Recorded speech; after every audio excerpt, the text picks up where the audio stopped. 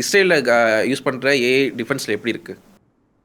இல்லை, இப்போ இஸ்ரேல் பார்த்தீங்கன்னா நம்ம வந்து காசாக்குள்ள எவ்வளவு மக்கள் இருக்காங்கன்னு உங்களுக்கு தெரியும். காசால டோட்டலா வந்து எந்தெந்த பங்கருக்குள்ள என்னென்ன இருக்காங்கன்னு முதற்கொண்டு எல்லாத்தையும் வந்து சேட்டிலைட் இமேஜஸோட அவங்க எடுக்கிறாங்க.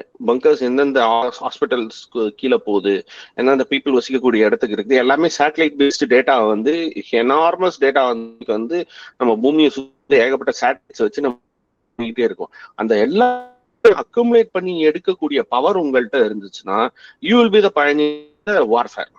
ஓகே, வார்ஃபேர்ல உங்களுக்கு என்ன டேட்டா கிடைக்குது, என்ன மாதிரியான டேட்டாக்கள் எல்லா இடத்துல இருந்தும் சோர்ஸ் பண்ண முடியும்.